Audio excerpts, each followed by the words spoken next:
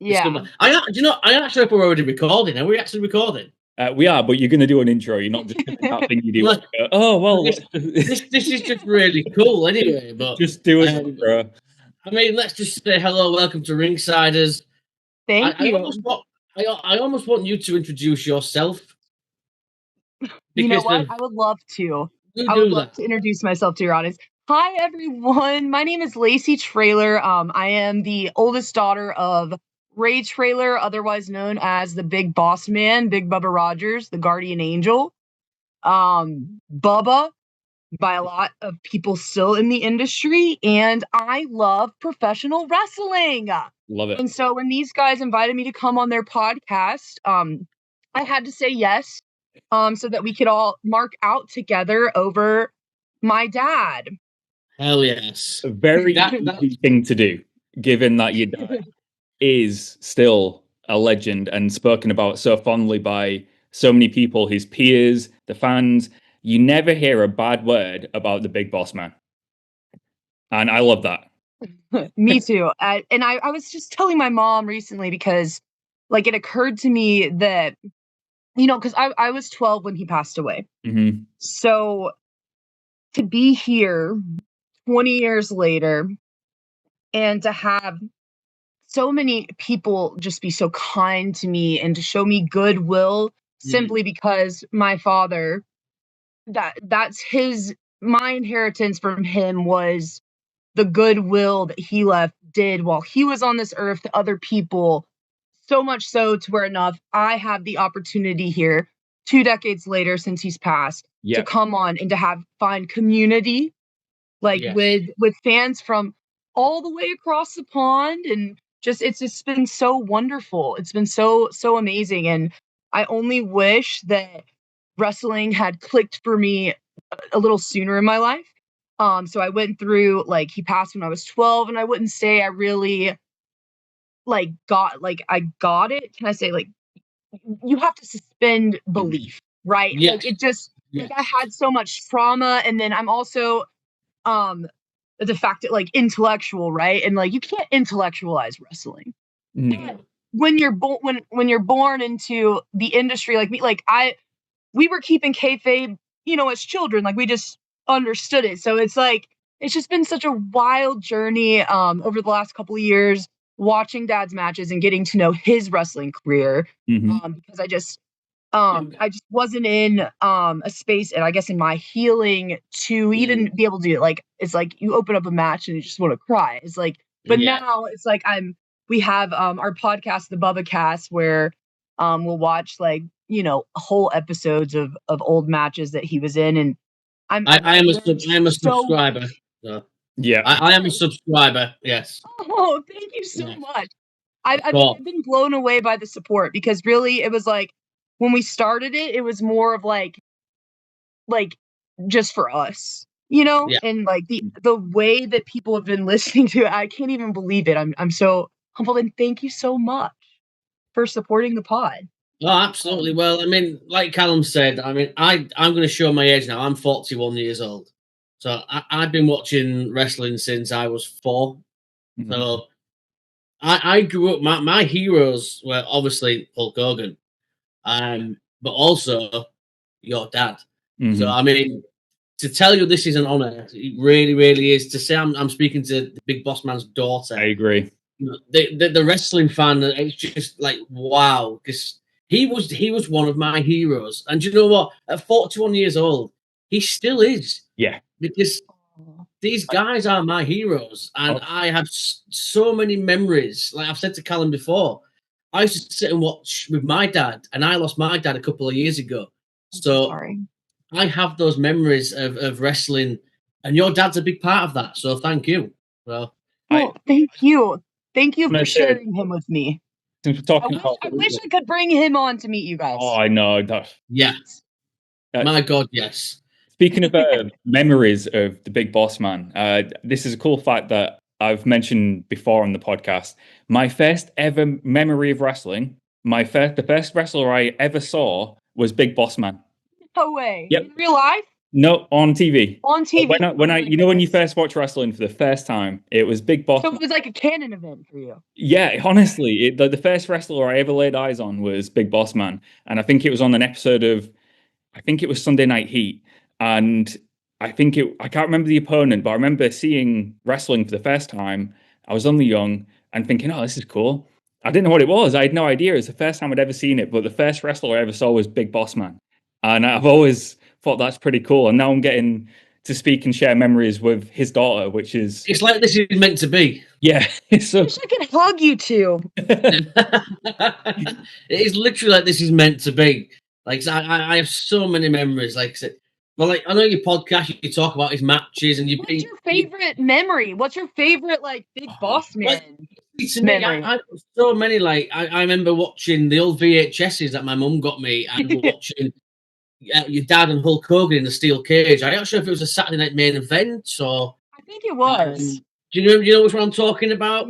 Yeah, we just covered it. Because I had never seen it before, and so like I didn't understand like the significance of that superplex off of the cage. The old blue cage as well.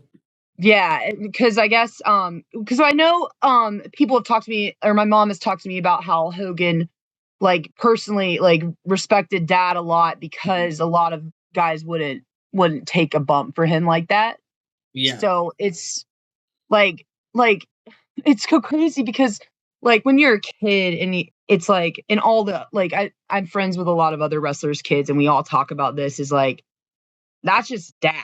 Like it's like there's such a separation of Big Boss Man and Ray and Dad that like I remember being a little child, like I'm talking just so young, and looking around at a wrestling match, and like because we would have it when I was really little, and like there was a period where like like I remember just the fans hating him so much that it was a little bit scary.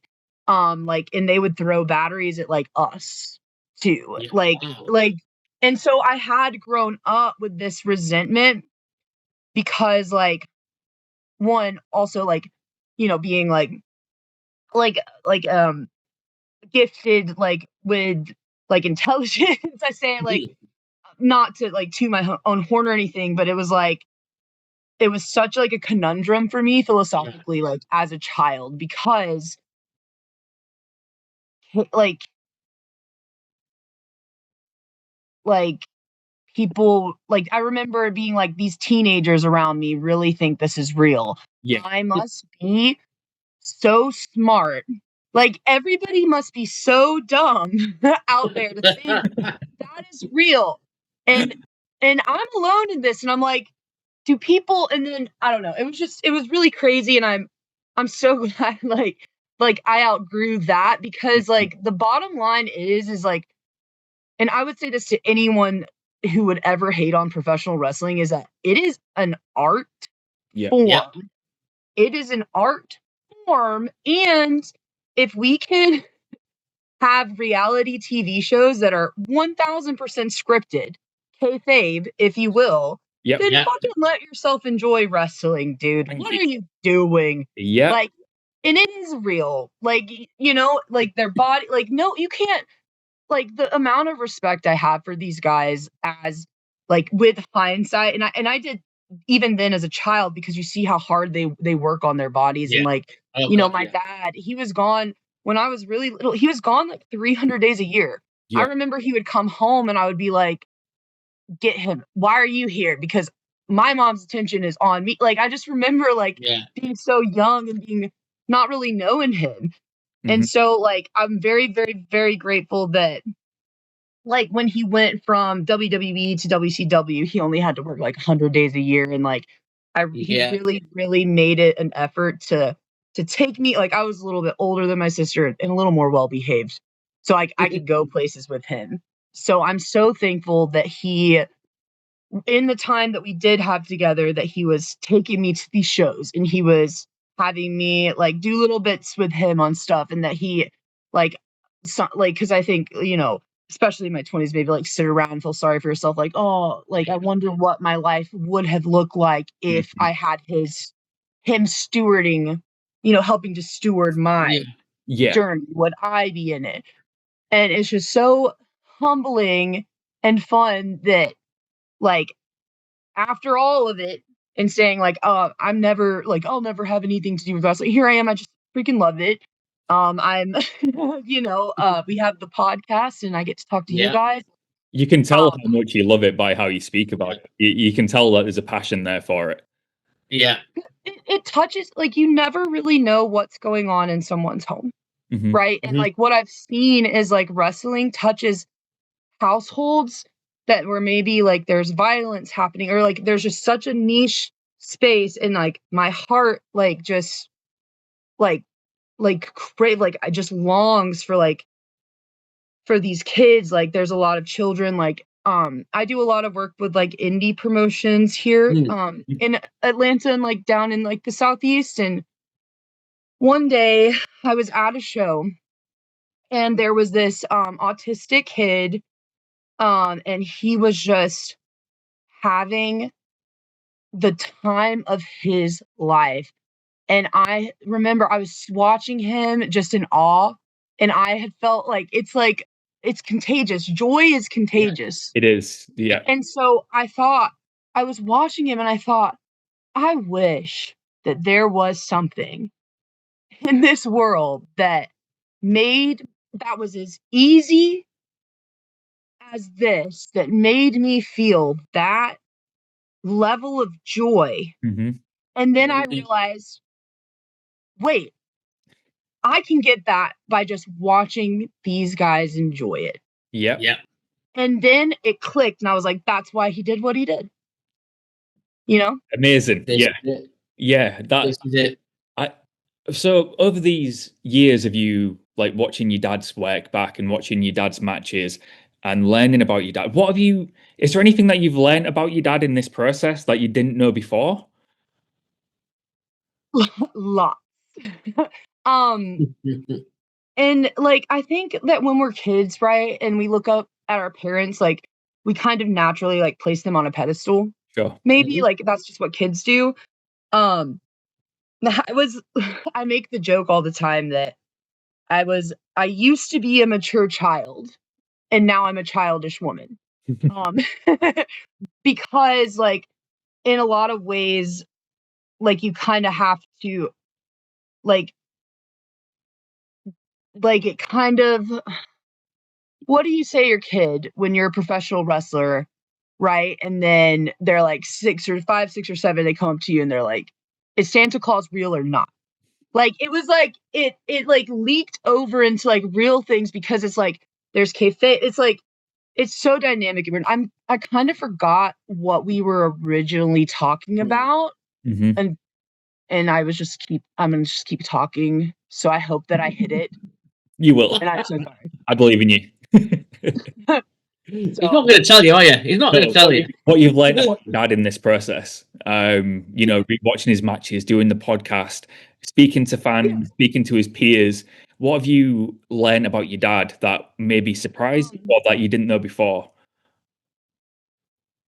I learned that, just how much of a leader that he was. Yeah.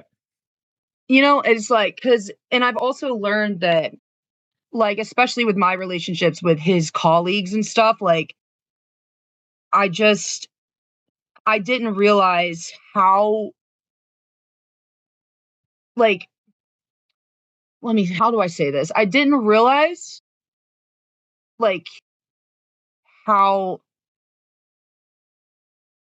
big of a deal he was in the business. I had no idea he was, like, important, because, like, I'm talking to, like, my little cousin, Bronson is in freaking little. He's not little at all, but with Braun Breaker, right? When he first started training there at NXT, he would call me and tell me, "Oh, we were watching your dad, like videos of your dad, matches of your dad today while we were training." What? Yeah. What? So much sense though, because you ask any wrestling fan, Like, who's the best big man in the business, right? And I'm not saying your dad's like as big as like a Kane in size or anything, but if you ask who's the best big man, in the top 3 list, there will always be a big boss man. Yeah. And for these wrestlers who, like a Bron Breakker, like a Bronson Reed, if they're looking how to work as a big man, they've got a bit of size, how to move around the ring. No one moved around the ring as smoothly as Big Boss Man. And I'll tell you this as well, watching it, even now when I watch old matches of your dad, no one throws a right hook like your dad. Oh, yeah. That's what Don Fry told me at a convention. I don't know if you guys know who he is, but Don Fry, an MMA guy. Yeah. Man. Your dad, so good. So good. No one throws a right hook like your dad. No one. And he was so smooth and so like fluid in the ring. I mean, it was a big. It was a good. It was 6. Was he 6'7", 6'8"? He was a big guy, wasn't he? So yeah, he was 6'7". Probably shrunk a little bit after back surgeries and hit that 6'6" mark. But he moved like yeah. Like, it's so funny because I guess, well, duh, like I can't. It's not like I didn't come from it or anything, but it is interesting to be like a bigger person and to be able to like move that quick. Because I remember like playing football in like middle school with the boys and just being like, it's like, oh, you're laughing right now. You're laughing right now, and then I'm way over there, and you're not catching me. You want to laugh at a big old bitch? Go ahead, laugh. Let's laugh. It's actually funny because I was at this convention called The Gathering in Charlotte, North Carolina, a couple of weekends ago. And I ran into Tully Blanchard and George South. And George was telling me, this is before Tully came over, George was like, I was there the night that your dad took that suplex from Tully Blanchard, and then Dusty was like, you're on. The real lore is that like Dad got that slot on TV against Tully Blanchard because they were trying to rib Tully. Right. They didn't think he would be able to land that suplex. So it's very, very ironic because like, and George was telling me, he was like, if he hadn't have landed that, and if it hadn't have gone the way that it did, you might not even be here at this right now. Like, there might not have even been a Big Boss Man. And I love so much. I cuss. I'm sorry. That, like, this whole bit, like, this whole thing was because somebody thought it would be funny because, oh, that's a big guy. He'll never be able to land it. And it's like, it's not funny anymore, is it? It's not funny. You should then. I like I said, that's the thing about your dad is there was no one of that size. I can't think of anyone who could do the things your dad did or made it look as easy as your dad did. Your dad made it look easy, and he'd do things that I couldn't even dream of doing. The way that even the little things, like Bret Hart always says, like it's the little things in wrestling that make a difference. And the way your dad would slide in the ring and cut people off on certain things. He had his own style, and I think that's what people remember him for a lot, is that the certain style that he worked. I haven't seen it replicated since. And really, who would you say has come close? Nowadays, in terms of being smooth, a big guy working like that, Bron Breakker. I think Bron Breakker is the closest we've got so far. He is so smooth. So good. He's so good. He's so good. I tell any people listen, he's the best thing to happen to pro wrestling in the last 10 years. For sure. He's going to be a future main eventer of many WrestleManias. He's whatever it is, he's got it. He does. And he was born with it, y'all. He was born with it. Like, really? I remember and it's always been spoken into him. Like, and I just asked somebody who, I like a lot of things, right? And so I've never had just one thing. Oh, I really want to be a teacher when I grow up. You know what I mean? Like, and I've always been so jealous of people who have that, but not like jealous, like, oh, I like in a way that where when I see it happening, I just like, it makes me so happy to be like, wow, this person is like living their purpose. You know what I mean? Like, he was born to do this. Yeah. And you can tell. And he knows it. And I just love that. I'm so proud of him. I do get what you mean with that, though. Like, I think it's ADHD. Like I've got ADHD. I start and finish loads of things I'm interested in finish, and I never really master anything, but I'm really good at loads of little things. I'm good at a few things because my interest is always going off and off and off, and I'll never quite master anything. But Bron Breakker, he's mastered whatever he was meant to do, and that is wrestling.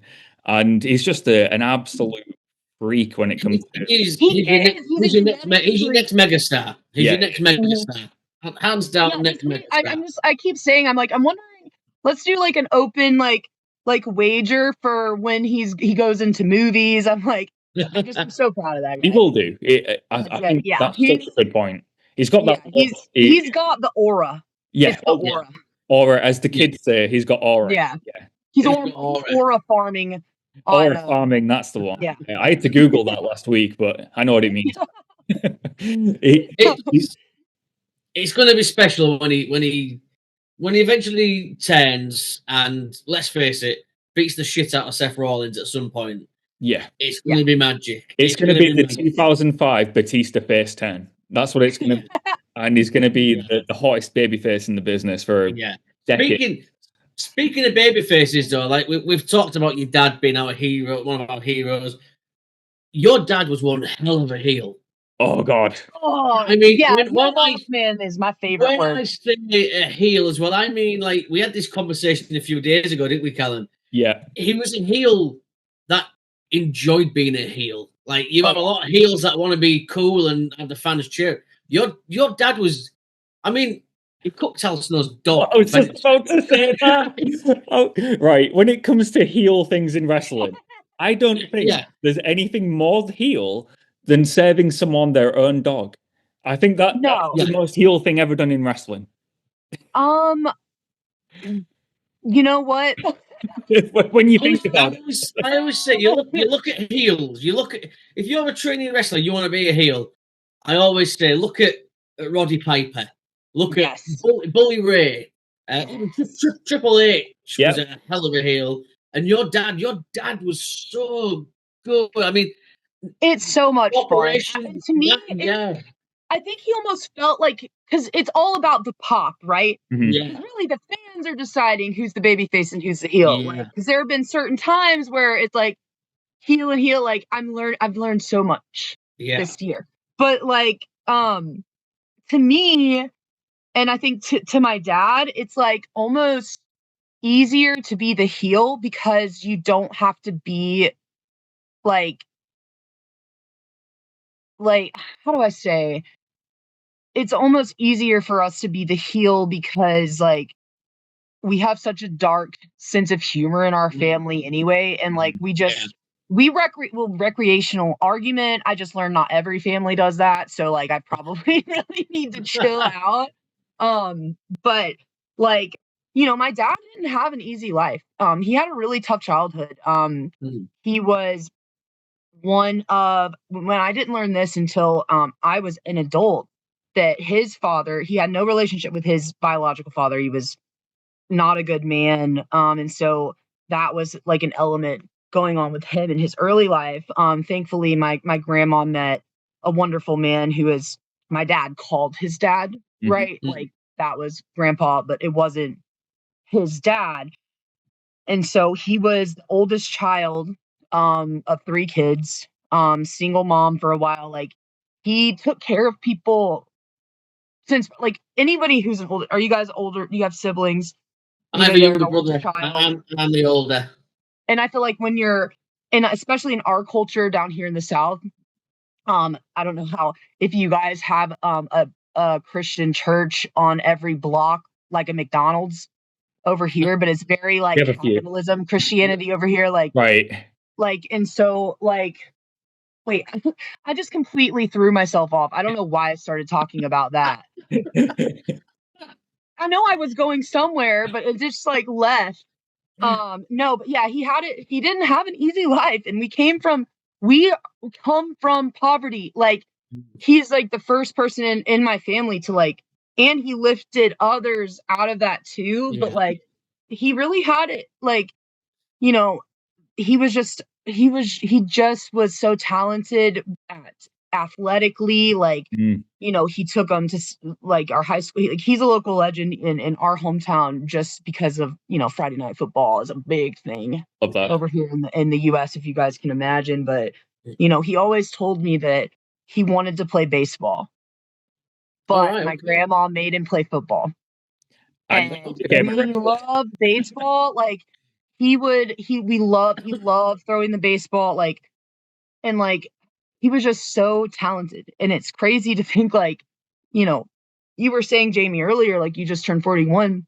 Yeah. He died when he was 41 years old. And sometimes, like, I'm like, how did he do so much in so little? And then what was that? And like, it's just crazy. It's just crazy to think about, you know, because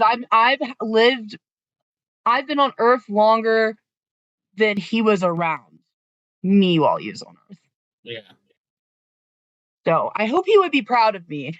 I'm And sure he people would. do often tell me, Absolutely. like, that we're very similar. So that Oh, makes me feel better. And that must be such a nice thing to hear, though, that you're yeah, like your dad, and yeah, you know that must mean a lot to you. it does. It does. It's important to me. Like, he a lot my values all from, you know, I couldn't have had a better person. I remember this is so messed up. Like, he loved smoking wood tip, not all the time, but every once in a while he would treat himself to a cigar. And I don't know if you guys have Black and Milds over there, but it's like a wood tip cigar. And I remember, like, him picking us up from school, and we had like a 30-minute commute home from school, and it was rare that he was in town in order to pick us up from school and bring us home. So I have, like, just this memory of the windows down in the truck, and he's finishing up a cigar, and you know, we like to chew, like, he would give us the tip of it after he would put it out to chew on. That's a Oh, redneck shit. I But then remember. he would say some most profound like crap, like, here, oh, here, you want to chew on the wood tip of this, the Black and Mild, and then be like, knowledge is the only thing that no one can ever take from you, so just make sure that you remember that. Have you ever watched Parks and Recreation? Okay. But I never forgot it, you know. Sounds like Ron Swanson. Yeah. Wow.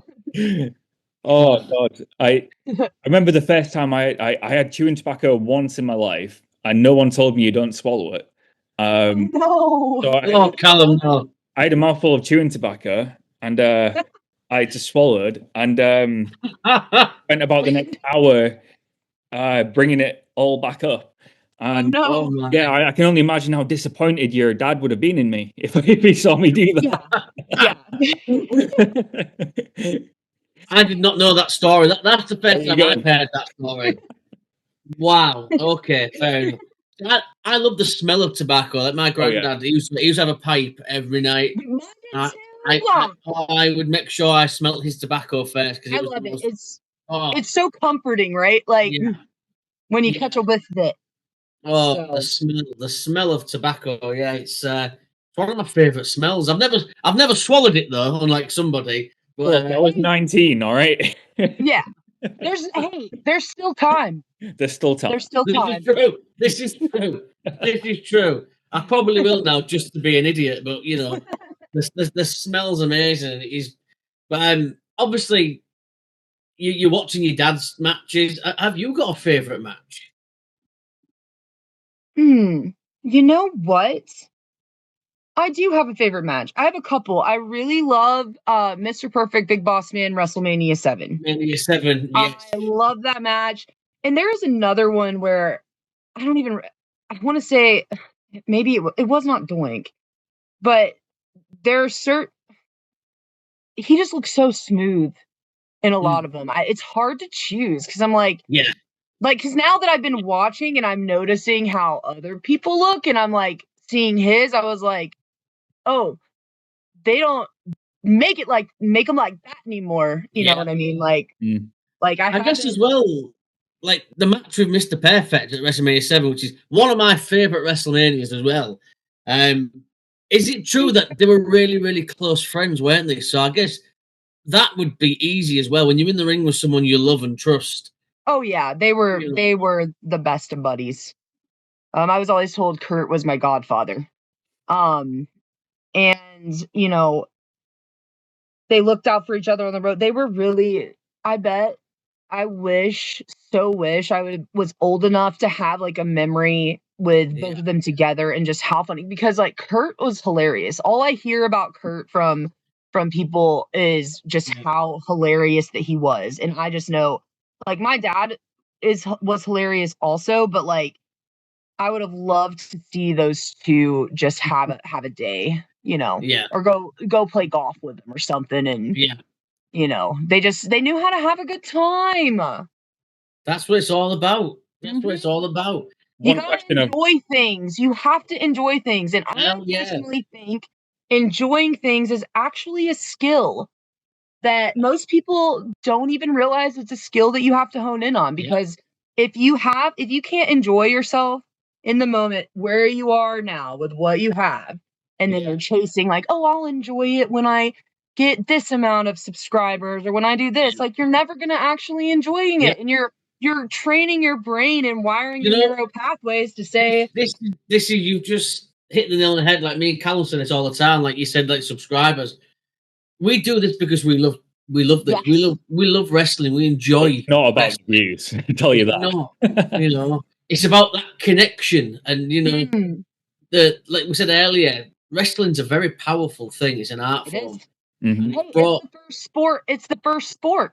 Yeah, it's in Genesis. Yes. Jacob wrestled the Bible. Russell wrestled the Bible. Jacob wrestled God.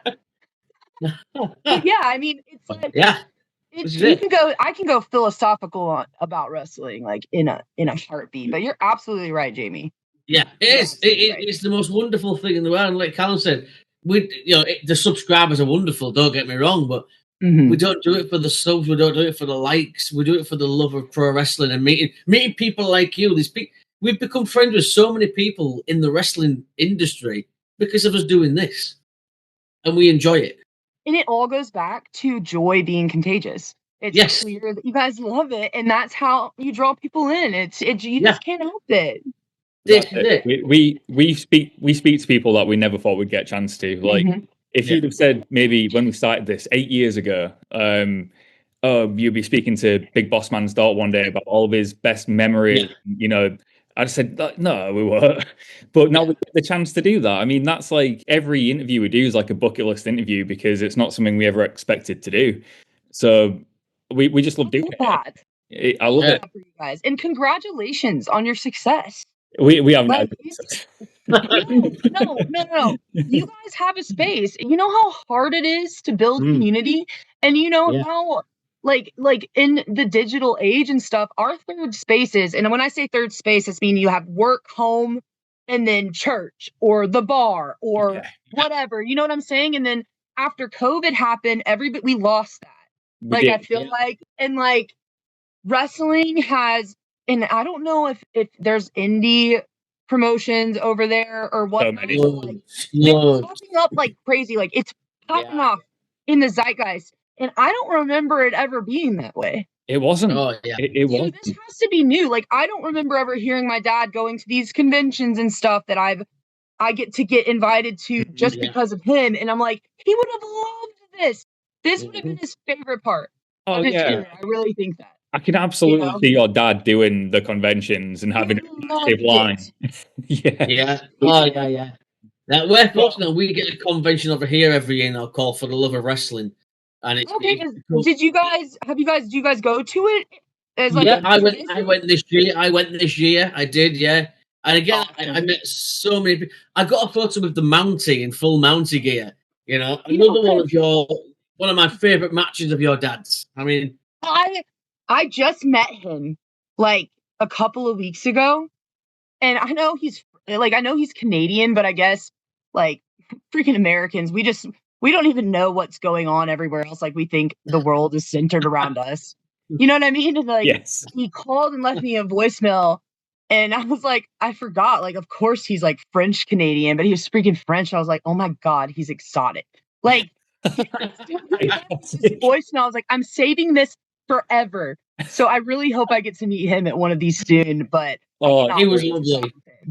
He was so nice. He was such a nice guy. And I only He ever really hear was. good things about Jacques too. So Yeah. Hey, I've got to ask as well. What did it mean to you to be able to, and your family as well? Because I thought it was such a great moment. What did it mean for you and your family to get to accept the Hall of Fame oh award my on gosh, behalf of your dad?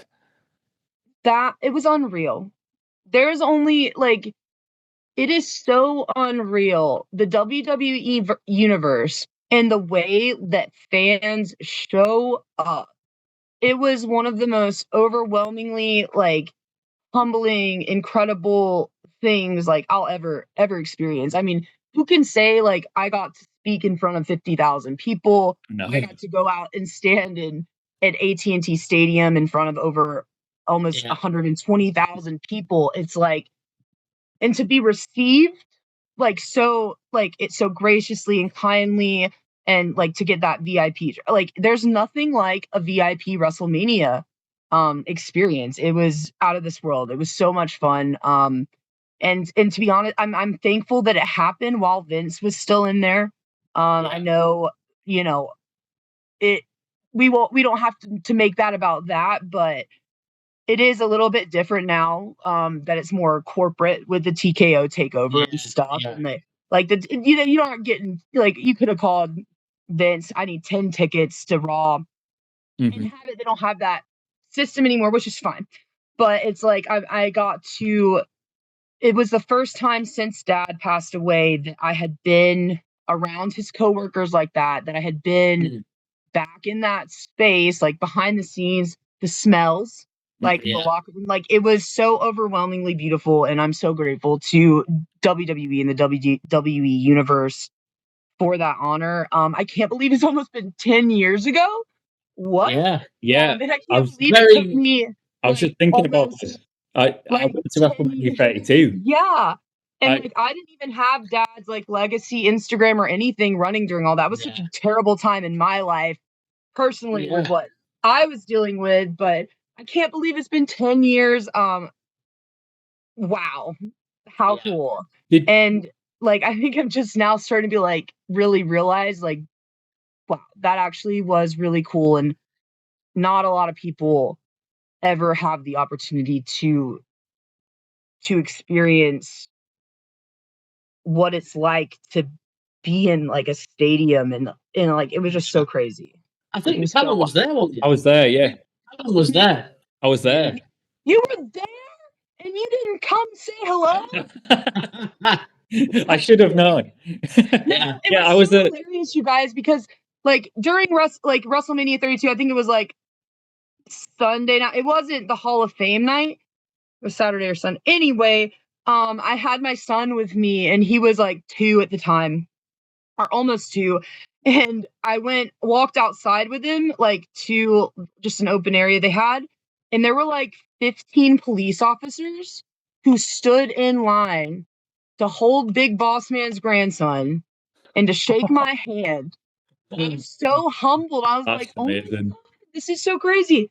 But yeah, I'm endlessly humbled and just falling more and more in love with freaking professional wrestling and the fans. So, well, I'm sure Callum will agree with me. Callum will agree with me. A very well-deserved Hall of Fame induction. Oh, very. Thank you. You know, when they say first ballot Hall of Famers, he's on that list of first ballot Hall of Famers. I think we are going to wrap it up in a second, though, Lacey, because I'll be completely honest with you. I can hear my 2-year-old son trying to come up the stairs, which means I am on. I have to put him to bed. So. Yeah, you're on borrowed time. Yes. And it is so much later over there than here. So man. But this has been so much fun, and like we said, we like to do part 2s and part 3s. So every guest we get on, we make a regular. So we seriously want to stay in touch with you. Come back on. I think I follow you on Instagram anyway, so I can always DM you on there instead of please do, because I need to be following you too. Yes. There you go. Following you now. Okay. And I'll follow you guys back. And also, thanks so much for having me on, cousins. You are very welcome. This has been so much.